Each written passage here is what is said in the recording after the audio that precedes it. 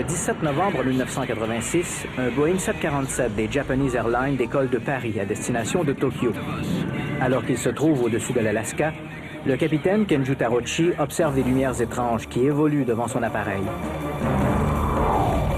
L'objet inconnu amorce soudain une manœuvre et se dirige vers l'avion.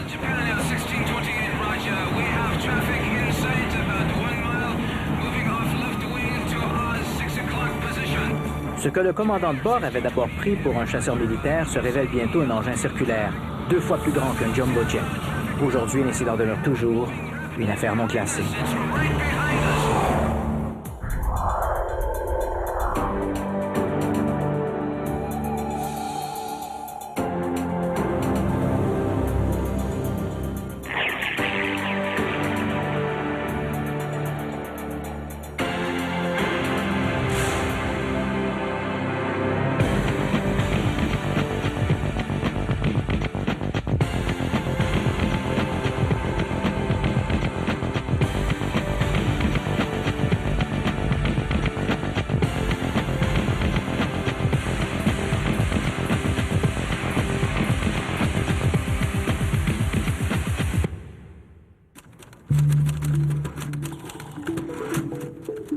Le 24 juin 1947, un pilote américain, Kenneth Arnold, observe 9 objets inconnus au-dessus du mont Rainier dans l'État de Washington. Dans les jours qui suivent, persuadé que ces objets sont des véhicules venus de la Russie et qu'une invasion est imminente, Arnold rapporte l'incident au bureau local du FBI. En décembre, devant le nombre croissant de ces manifestations, l'Air Force est officiellement chargé d'enquêter sur ces mystérieuses soucoupes volantes. Mais les militaires ne sont pas les seuls en lice. La perspective d'une invasion inquiète également les services de sécurité publique. John Edgar Hoover, le directeur du FBI, le Bureau des enquêtes fédérales, et l'amiral Roscoe Allen Cooter, grand Manitou de la toute récente agence du renseignement, la CIA, sont eux aussi préoccupés. Le public ne découvrira toutefois leur véritable rôle qu'avec l'avènement, 30 ans plus tard, de la loi d'accès à l'information.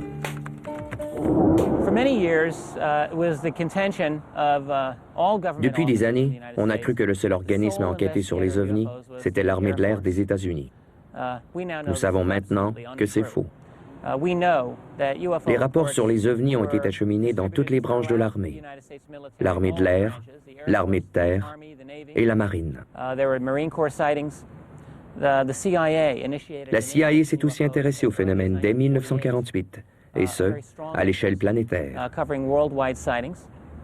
La CIA a d'ailleurs accumulé d'excellents dossiers. Le FBI a monté des dossiers sur les ovnis à partir de 1947.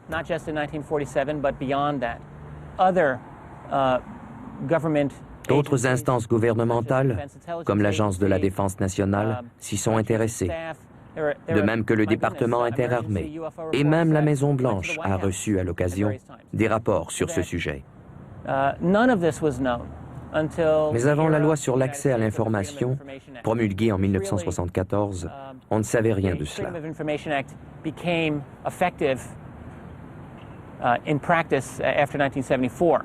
Les 10 premières années qui ont suivi la promulgation de cette loi ont été un âge d'or pour obtenir de l'information.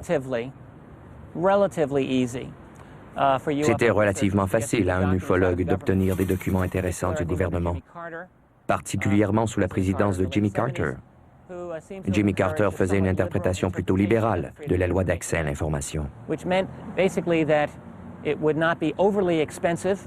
À l'époque, le coût des copies des dossiers était raisonnable et la réponse des instances concernées était relativement rapide. Pendant ces premiers 10 ans, les ufologues ont obtenu des milliers et des milliers de documents de la CIA, du FBI, du DIA, de la Marine et des forces armées. Army, Air Force, and elsewhere pertaining to UFOs. National Security Agency, the NSA. L'Agence de la sécurité nationale, la NSA, surnommée l'agence qui n'existe pas, No Such Agency, a démontré un intérêt marqué pour les ovnis. Ses premiers rapports remontent à quelques mois à peine après sa création, et cela même si officiellement, elle a toujours nié s'intéresser à ce sujet. Nous savons maintenant que c'est faux.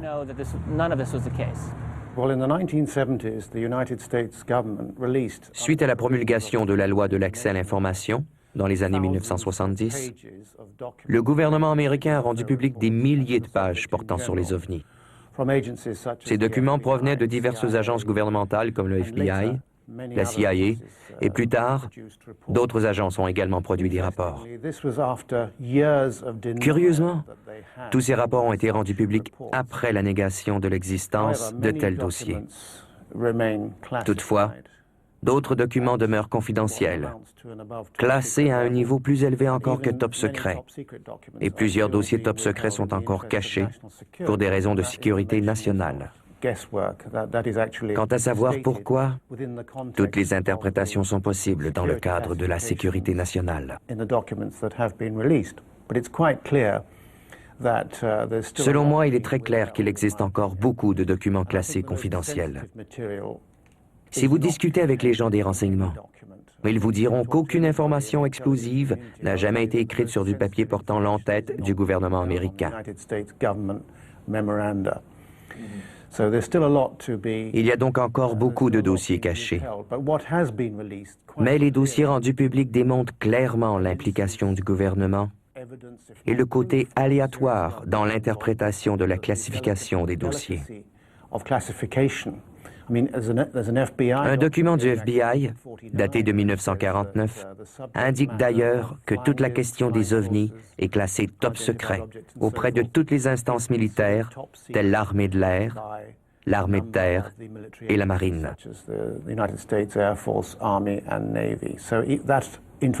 Déjà, cette information est très importante. La NSA a été amenée en Cour suprême en 1982 pour expliquer les raisons qui auraient justifié le refus de rendre publics certains dossiers. Ils ont motivé leur refus dans un affidavit de 21 pages qui est également classé top secret Umbra, ce qui signifie que la diffusion de son contenu pourrait nuire gravement à la sécurité nationale. Nous parlons bien de documents menaçants pour la sécurité nationale, et de savoir que des dossiers portant sur les ovnis sont classés de cette manière est très significatif. Cependant, j'ai parlé à quelqu'un qui a vu cet affidavit de 21 pages. Ce document ne parle pas de la récupération de cadavres extraterrestres, ni de contact entre le gouvernement américain avec des extraterrestres ou des choses comme cela. Il est peu vraisemblable qu'on retrouve de telles informations sur un document présenté à la Cour suprême.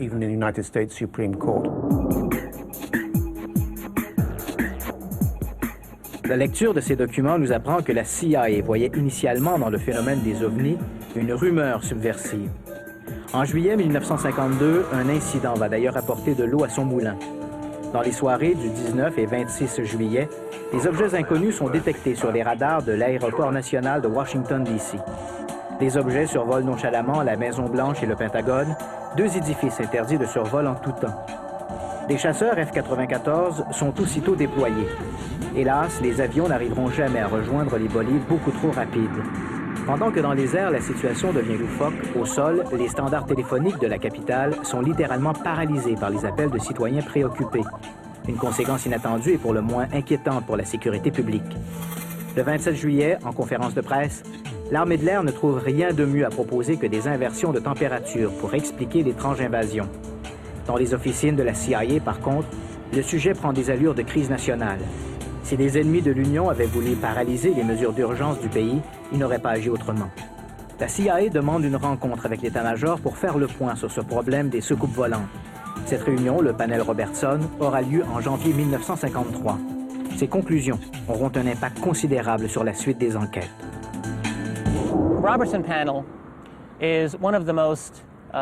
Le panel Robertson est l'un des plus importants moments de l'histoire des ovnis. Mais peu de gens saisissent toute l'importance.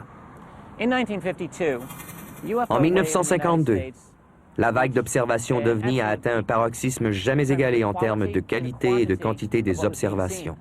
À cause de cela, l'armée de l'air américaine a tenu une conférence de presse en juillet 1952 où elle a affirmé qu'il s'agissait simplement d'un phénomène dû à des différences de température et à des conditions météo.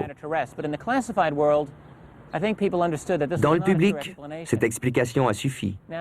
Mais dans l'univers des services secrets, les gens ont compris que ce n'était pas là une explication valable.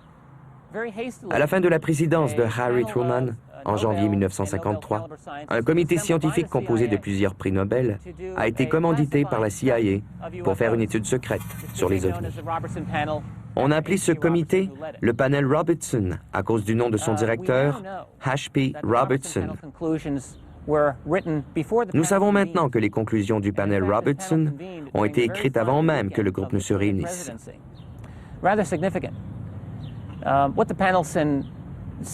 Ces conclusions affirmaient que le phénomène des ovnis ne relevait pas de la sécurité nationale, qu'il n'était dû à aucune technologie extraterrestre et qu'il était impératif pour le gouvernement américain de ridiculiser ces observations et d'éduquer la population sur la vraie nature de ces objets qui n'étaient que des phénomènes naturels.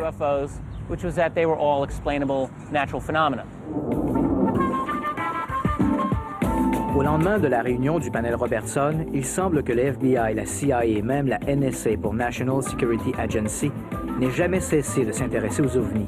Cet intérêt était particulièrement manifeste lors des grandes périodes de tensions politiques comme la crise des missiles de Cuba en 1960. Pourquoi? Les agences partageaient-elles encore cette vision que les ovnis pouvaient être utilisés pour déstabiliser les pouvoirs en place? Étaient-elles au courant d'une réalité beaucoup plus exotique du phénomène? Les documents rendus publics ne donnent hélas que peu d'indications. Nous savons toutefois qu'un certain nombre d'observations classées non identifiées par le projet Blue Book, la commission d'enquête sur les ovnis parrainée par l'US Air Force entre 1952 et 1969, étaient en fait des vols d'essai d'avions espions de la CIA. La volonté de cacher au public américain l'existence de ces avions est-elle suffisante pour justifier l'intérêt des services secrets pour l'énigme des ovnis? Une chose par contre transpire de ces milliers de pages. Quelle qu'ait été la motivation première des agences de renseignement, il est clair qu'aucune d'elles n'a jamais entrepris la moindre recherche sérieuse pour découvrir la véritable nature des ovnis. Well, many people say that the federal government, Plusieurs disent que le gouvernement fédéral et ses différentes agences, la CIA, la NSA, ainsi que les agences canadiennes, ont toujours affiché sur la place publique un manque d'intérêt pour le sujet. Mais qu'en secret, ils s'y intéressaient. Il n'y a aucune évidence pour étayer cette affirmation. C'est plus un souhait de certains qu'une réalité.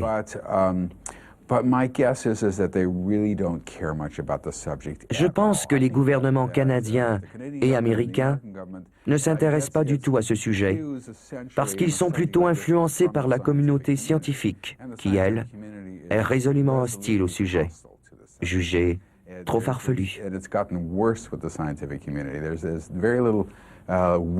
Je n'ai jamais vu de leur part de recherche sérieuse sur le sujet, dans aucun pays, et plus particulièrement en Amérique du Nord.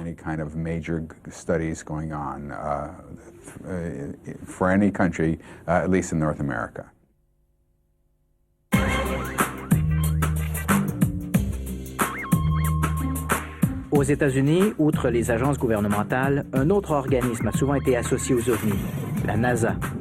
À n'en croire plusieurs auteurs, tous les vols spatiaux auraient été accompagnés par des véhicules extraterrestres. Évidemment, la NASA imposerait un silence complet sur ces incidents. L'une de ces rencontres, filmée lors de la mission STS-48 de la navette Discovery en septembre 1991, a fait l'objet d'une expertise par le Dr Jack Kasher, professeur de physique et d'astronomie à l'Université du Nebraska.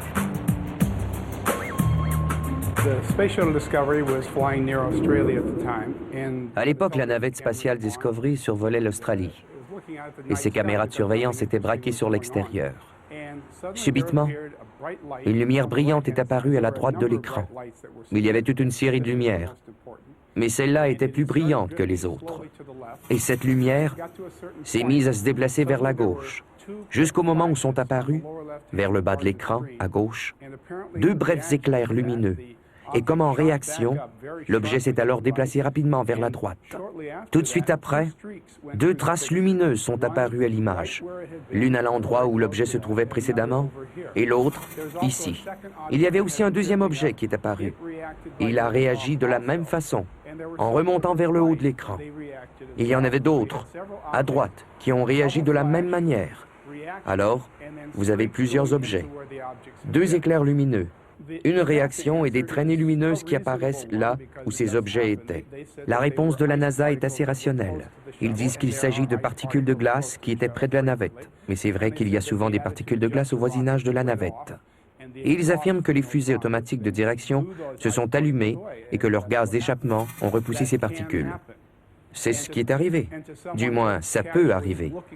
Et si vous regardez la bande vidéo sans trop y prendre garde, c'est une explication tout à fait plausible. Mais j'ai été beaucoup plus loin que ça. J'ai pris la bande vidéo et j'ai calculé la position relative des objets en fonction d'une échelle de temps. J'ai fait des graphiques et une étude scientifique attentive sur le déplacement de ces objets et sur leur réaction aux éclairs lumineux. Et pour résumer, j'ai développé 5 arguments solides qui, à mon sens, prouvent que ces objets ne peuvent pas avoir été des particules de glace. Le film, tourné lors de la mission STS-48, n'est pas unique dans les archives de la NASA. Du programme Mercury au début des années 60 au vol des navettes spatiales, on ne compte plus les films montrant des anomalies. En juillet 1969, par exemple, à la veille du premier atterrissage sur la Lune, l'équipage d'Apollo 11 a filmé 2 lumières insolites. D'après la NASA, il s'agirait simplement de reflets sur l'un des hublots du LEM. Des explications qui sont loin de convaincre tout le monde. Je ne peux pas dire avec certitude que dans ce cas précis, il cachait de l'information. Je soupçonne que la NASA a été impliquée dans des cas d'OVNI. Et si elle l'a été, il me semble également logique qu'elle essaie de le cacher. Les ovnis sont des objets intéressants, et il ne s'agit pas ici de savoir si le gouvernement cache quelque chose, ça c'est un fait. Il a été prouvé en cours que le gouvernement possède des dossiers ultra-secrets sur les ovnis. Alors comme ces documents existent, il est probable que la NASA en a également. Je ne peux pas affirmer avec certitude que la NASA ait été spécifiquement impliquée dans une opération de camouflage dans le cas du STS-48. Mais j'ai confiance en mes recherches et je pense que je peux facilement établir qu'il s'agit ici de vaisseaux spatials et non pas de particules de glace.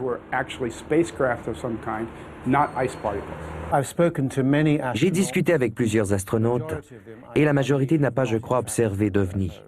Et ils ont été ébranlés d'apprendre qu'on leur avait attribué de telles observations. Mais il y a eu quelques cas inexpliqués. James McDavitt, par exemple, m'a raconté qu'il avait été intrigué par un objet qu'il avait aperçu lors d'un des vols Gemini. J'ai également des lettres d'autres astronautes qui avouent avoir été intrigués par différentes observations, dont quelques-unes d'ailleurs ont été expliquées. Je demeure totalement convaincu que ces photos montrent des particules de glace expulsées par les fusées de direction de la navette elle-même.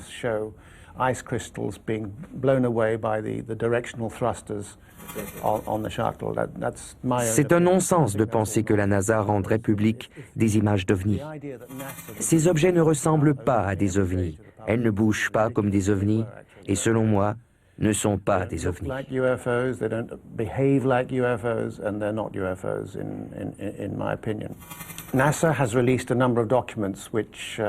La NASA a rendu public un certain nombre de documents. J'en ai reproduit quelques-uns dans mon premier livre, Above Top Secret, et plusieurs faits dans ce livre démontrent le sérieux de l'implication de la NASA.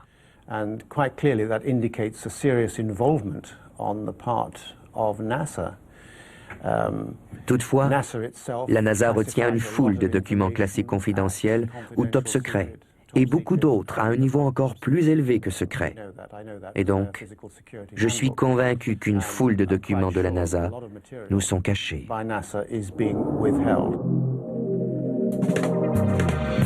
Au Canada, contrairement aux États-Unis, le sujet des ovnis n'a jamais réellement été pris en charge par les autorités civiles.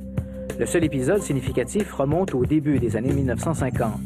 À cette époque, un ingénieur à l'emploi du ministère fédéral des Transports, un certain Wilbert B. Smith, entreprend de sa propre initiative, mais avec l'aval de ses supérieurs, d'étudier tous les rapports d'OVNI déjà colligés par le ministère de la Défense et celui des Transports. Smith espère pouvoir tirer de cet exercice des informations scientifiques pertinentes. Son étude sera connue sous le nom de Projet Magnet. En 1950, 51 et en 1952, un scientifique et officiel du gouvernement canadien, Wilbert Smith, du ministère des Transports, manifestait un très grand intérêt pour les ovnis. Et de sa propre initiative, a fait beaucoup de recherches personnelles sur ce sujet. Il a discuté avec plusieurs scientifiques américains, dont Robert Sarbacher, qui lui a confié que les dossiers sur les ovnis étaient considérés au plus haut niveau quant à la sécurité. Wilbur Smith est devenu très lié à Donald Keough, qui a organisé le NICAP plusieurs années plus tard. For something known as Project Magnet, which occurred in Canada. And this was Wilbur Smith a réussi à obtenir l'approbation pour le projet Magnet au Canada, qui s'avérait être une tentative pour mesurer l'apparition des ovnis en installant des instruments qui pourraient les détecter par des ondes électromagnétiques. Ce projet a été un succès, jusqu'à son interruption au début des années 50. Il était clair que ce projet devait être arrêté, soit par un manque d'intérêt, ou soit par un refus du gouvernement canadien à lui donner son support. Le projet Magnet était similaire au projet américain Blue Book, au sens qu'ils servaient tous deux à filtrer les données valables sur les ovnis.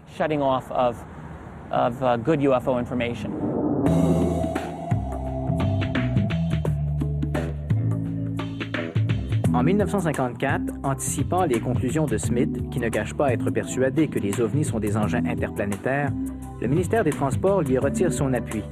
On lui demande de cesser toute activité dans le cadre du projet Magnet, trop publiquement associé au ministère fédéral. Smith met fin à son étude et remet ses conclusions. Comme on s'y attendait, l'ingénieur écrit que le phénomène est certainement extraterrestre.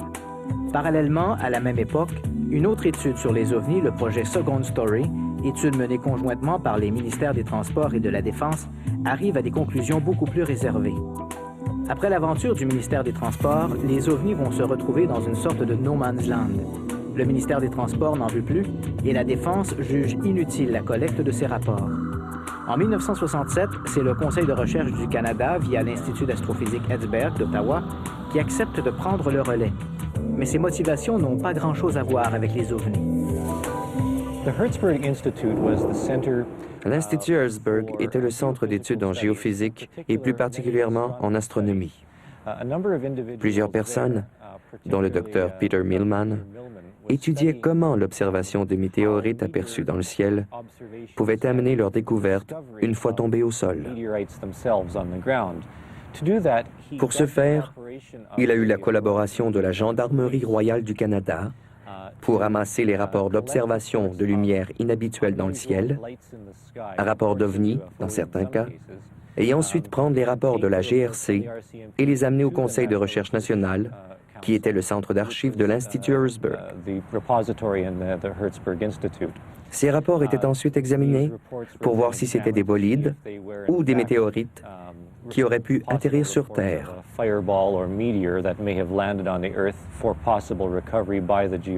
De cette façon, on pouvait espérer les faire récupérer par les géophysiciens au sol.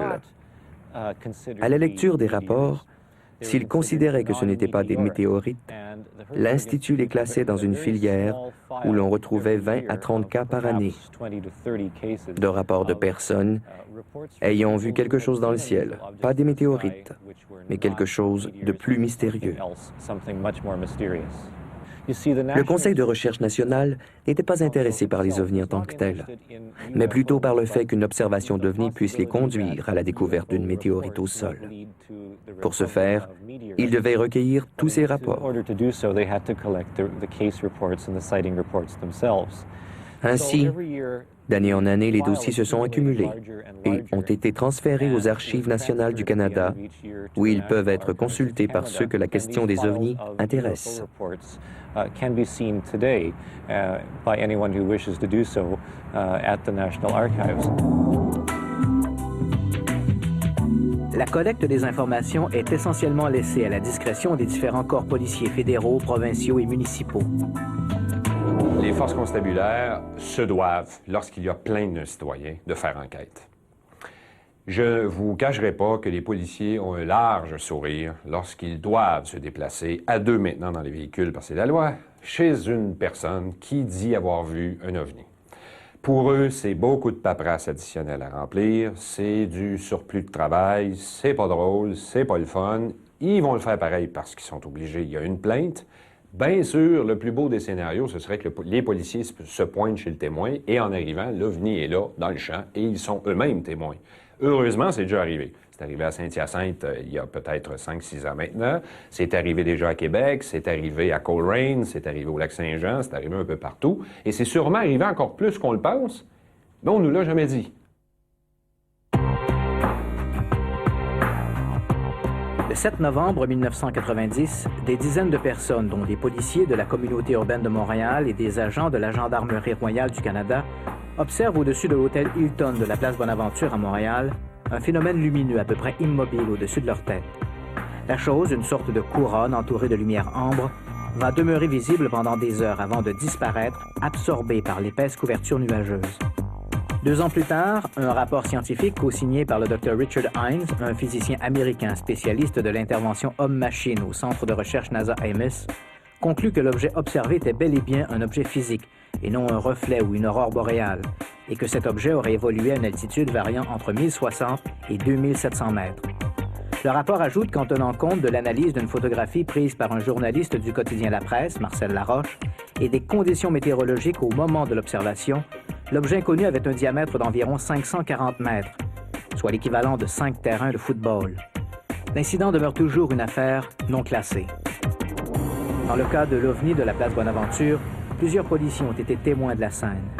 Mais existe-t-il des procédures particulières dans ce genre d'affaires?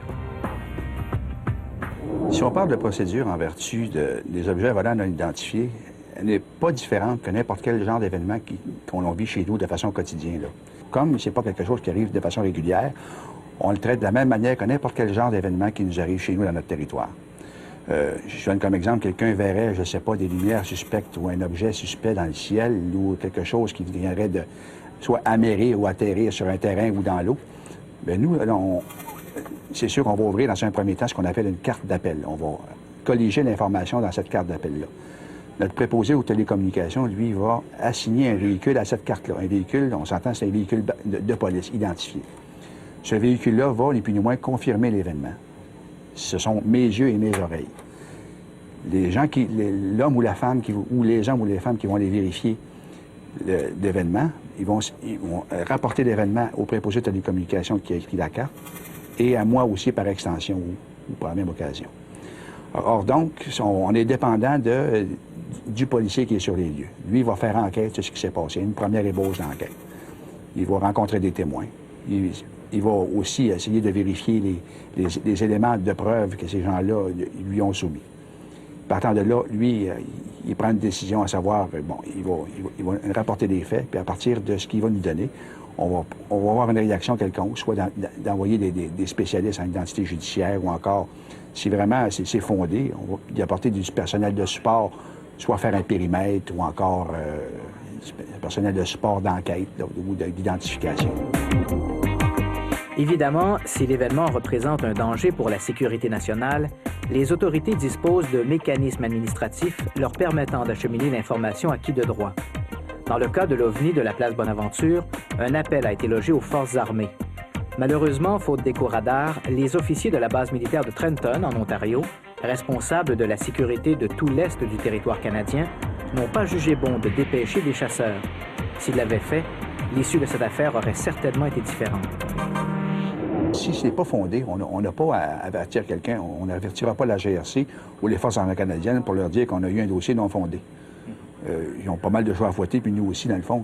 Mais si ça devenait fondé, oui, c'est sûr qu'on a, un organisme chez nous, je ne dirais pas un organisme, mais beaucoup plus une identité ou un bureau, si on veut, qui s'appelle la Direction de la protection du territoire. Ce sont eux qui ont les liens formels avec soit les forces armées canadiennes ou la Gendarmerie royale du Canada. Fait que si jamais, pour une raison, on trouvait qu'il y avait quelque chose de fondé, qu'il y avait matière en tête ou encore qu'il y avait déjà d'autres instances en soient informées, oui, la Direction des protections du territoire va faire ses devoirs, va aviser le corps fédéral ou encore aussi les Forces armées canadiennes si la sécurité du pays en dépend, là, oui.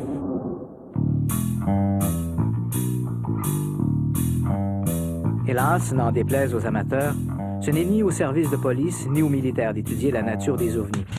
Le rôle premier de l'armée, c'est de veiller à la sécurité du pays et celui des forces policières à la paix publique. Or, de façon générale, les ovnis ne représentent ni une menace pour le territoire, ni un risque pour la population. Idéalement, pour une meilleure compréhension du phénomène, il faudrait un organisme étatique, civil, indépendant de toute structure militaire et jouissant des mêmes moyens d'enquête que ceux des services policiers, mais dont l'objectif premier ne serait pas la sécurité du territoire, comme c'est le cas avec l'armée ou la police, mais les ovnis. Utopie? Non. Cet organisme existe, unique au monde, et il s'agit du CEPRA. La France s'est dotée d'un organisme au sein du Centre national d'études spatiales, donc qui est un organisme civil d'études des recherches au niveau aérospatial, puisque la mission du CNES, c'est en fait d'étudier les satellites, les fusées et tout ce qui se passe dans l'environnement aérospatial. Donc le CNES a eu pour mission en 1977, suite à l'interview d'un ministre qui s'appelait Robert Gallet et qui avait été interviewé par un journaliste qui s'appelle Jean-Claude Bourret sur d'étranges manifestations que l'on dénommait après-guerre soucoupe volante, qu'on a dénommé OVNI en France, UFO aux États-Unis et dans les pays anglo-saxons.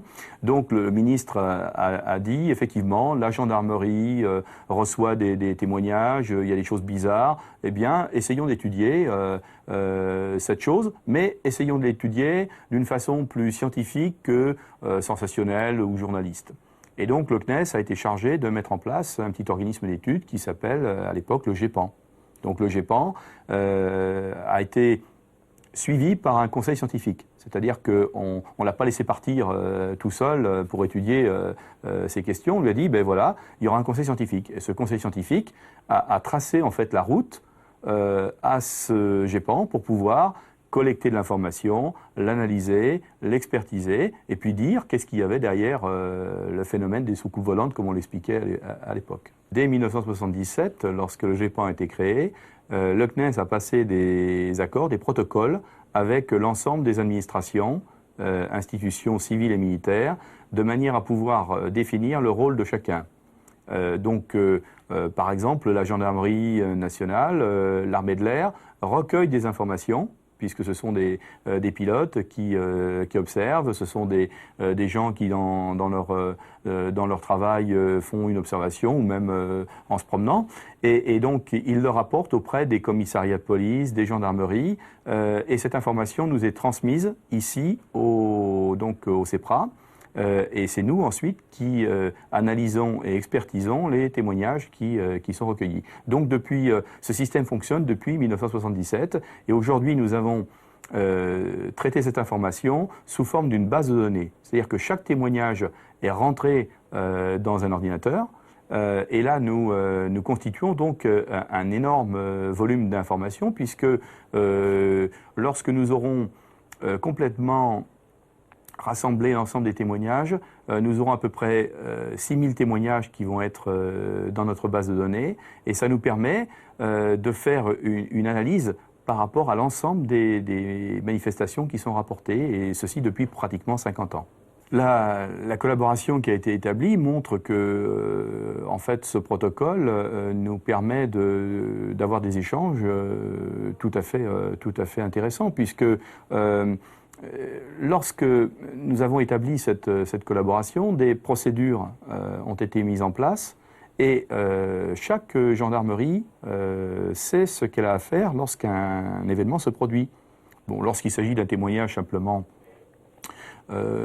visuel d'un phénomène dans le ciel, un rapport est simplement constitué et ce rapport nous arrive quelques semaines après. Mais lorsqu'il y a des cas où l'événement est beaucoup plus complexe, à comprendre, lorsque notamment il y a des effets qui sont constatés sur l'environnement, des traces particulières. À ce moment-là, la gendarmerie nous interpelle directement et nous pouvons intervenir assez rapidement avec des moyens, bien évidemment, d'études et d'analyse que ne peuvent pas avoir les gendarmes ou l'armée. Mais il n'y a pas d'études à proprement parler engagées par l'armée ou la gendarmerie sur ces phénomènes. Non, ils se remettent totalement au niveau du CNES pour faire l'étude de ces manifestations.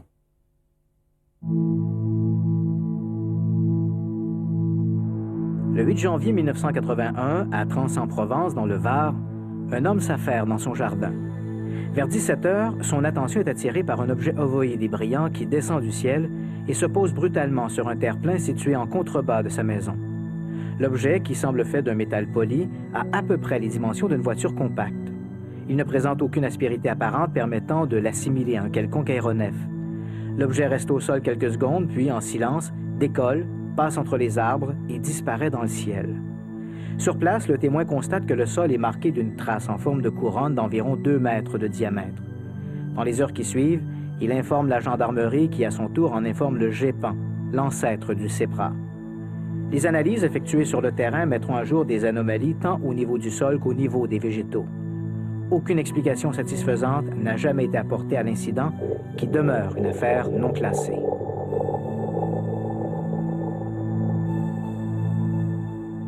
La grande difficulté, c'est de passer en fait du stade d'une personne qui observe quelque chose au stade de la compréhension de ce qu'elle a observé. Et donc, tout au long en fait, de l'information qui a été captée par le témoin jusqu'au moment où nous, on essaye d'apporter une réponse, il y a une perte considérable d'informations qui se produit. Donc il faut essayer, au travers de tout ça, d'arriver à quelque chose d'assez compréhensible. Alors, que représentent ces phénomènes globalement ? On peut dire qu'elles représentent aujourd'hui, depuis les années 50 jusqu'à aujourd'hui, environ 12% des cas qui demeurent inexpliqués. Alors ces 12% de cas inexpliqués, ils représentent quoi ? Eh bien, ils représentent toute une variété de phénomènes aux caractéristiques physiques et évolutives tout à fait particulières. Ça peut être, par exemple, des trajectoires en zigzag, en feuilles mortes. Ça peut être des phénomènes qui se déplacent silencieusement et qui vont, par exemple, provoquer des interruptions de lumière lorsque quelqu'un est en voiture et qu'il va croiser une manifestation. Ça peut être des gens qui observent des formes proches du sol et qui vont ensuite disparaître dans l'atmosphère. Donc c'est tout un ensemble d'événements que nous ne pouvons pas assimiler à des phénomènes connus.